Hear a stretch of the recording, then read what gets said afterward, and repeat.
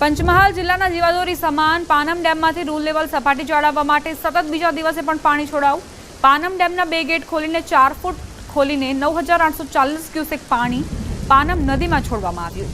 પાનમ ડેમમાં હાલ ઉપરવાસ અને કેચમેન્ટ વિસ્તારમાંથી 10,640 ક્યુસેક પાણીની આવક થઈ રહી છે, જેની સામે રૂલ લેવલ સપાટીને જાળવવા માટે 127.26 મીટર રૂલ લેવલ સપાટી છે. ડેમની હાલની સપાટી 127.20 મીટર છે. પાનમ ડેમ હાલ 97.51% ભરાઈ ગયો છે. ઉપરવાસમાંથી પાણીની આવકમાં વધારો થાય તો પાણી છોડવાની માત્રામાં પણ વધારો કરવામાં આવશે.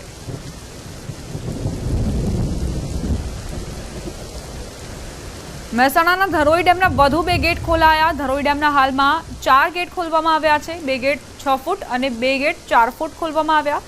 ધરોઈ ડેમમાં હાલમાં 21,447 ક્યુસેક પાણીની આવક થઈ રહી છે. ધરોઈ ડેમમાંથી હાલ 26,430 ક્યુસેક પાણી છોડાઈ રહ્યું છે. ડેમમાં હાલમાં 83.49% પાણીનો જથ્થો ઉપલબ્ધ. ડેમની સપાટી 617.63 ફૂટ પર પહોંચી છે.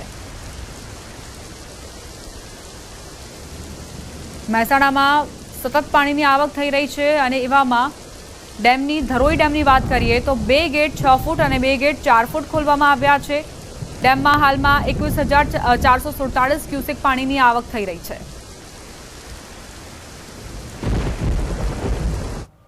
રોકાઈશું એક બ્રેક માટે. આપ જોતા રહો ન્યૂઝ 18 ગુજરાતી.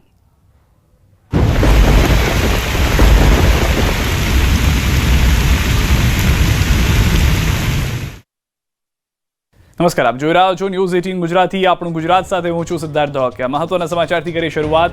2-3 દિવસના વિરામ બાદ ફરી ઉત્તર અને મધ્ય ગુજરાતમાં મેઘરાજાએ બોલાવી છે બગડાટી. ઉત્તર ગુજરાતમાં મેઘરાજાએ તોફાની બેટિંગ કરી. અરવલ્લી, માલપુર, મોડાસા સહિતના શહેરોમાં ધોધમાર વરસાદ વરસ્યો, જેથી માલપુરના રાજમાર્ગો પર પાણી વહેતા થયા. વરસાદના કારણે ગણેશ પંડાલો ભીંજાયા. અડધો કલાકમાં તો શહેર આખું પાણી થઈ ગયું. રોડ પર તળાવ જેવા દ્રશ્યો મેઘરજના છે. અહીં અડધો કલાકમાં 1.5 ઇંચથી વધુ વરસાદ ખાબકી જતા શહેરના માર્ગો જાણે દરિયો બની ગયા.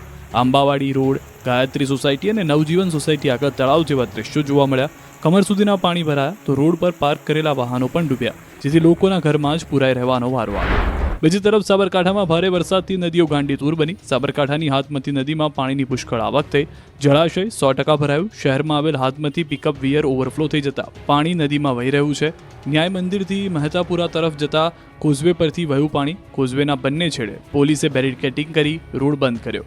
2-3 દિવસના વિરામ બાદ સાબરકાંઠાના વિજયનગર તાલુકામાં ફરી વરસાદે તરખાટ મચાવ્યો. વિજયનગરના જ મોજાળિયા, ખરોલ, ભટેલા, કોડિયાવાડા, ચીઠોડા સહિતના ગામડાઓમાં મેઘરાજાએ ધમાકેદાર ઇનિંગ રમતા શહેર પાણી થયું. તો તાલુકામાં કડાકા ભડાકા સાથે વરસાદને લઈને ખેડૂતો ચિંતિત બન્યા. પાકને નુકસાન થવાની ભીતિ સેવાઈ રહી છે. નદીમાં પૂર જેવા દ્રશ્યો છોટાઉદેપુરના પાવી જેતપુરના સજવા ગામના છે. અહીં થોડી વાર માટે વરસાદે ધબધબાટી બોલાવતા ગામના રસ્તાઓ નદી બની ગયા. ગોઠણડૂબ પાણી ભરાતા લોકોને મુશ્કેલી પડી. પ્રાથમિક શાળા અને આંગણવાડી જવાના માર્ગ પર પાણી ભરાયા હતા. બીજી તરફ બોડેલીમાં પણ વરસાદે બગડાટી બોલાવી. ભારે વરસાદના પગલે બોડેલીના કેટલાક નીચાણવાળા વિસ્તારોમાં પાણી ભરાયા. બોડેલીની રામનગર ગંગાનગર સોસાયટીમાં પાણી ભરાયા. જ્ઞાનદીપ સોસાયટીના રસ્તા પર પાણી જોવા મળ્યું. બોડેલીના પાંચમના મેળા રંગમાં પણ વરસાદે ભંગ પાડ્યો, જેથી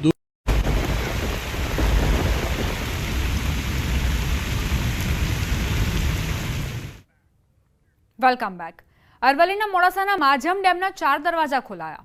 5,000 ક્યુસેકની સતત આવક સામે જાવક કરાઈ રહી છે.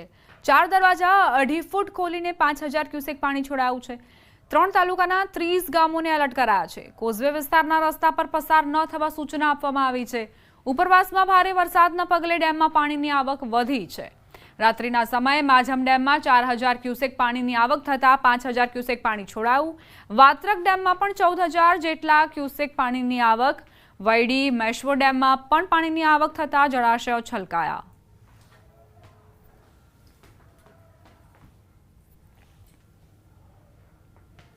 સુરતથી સમાચાર.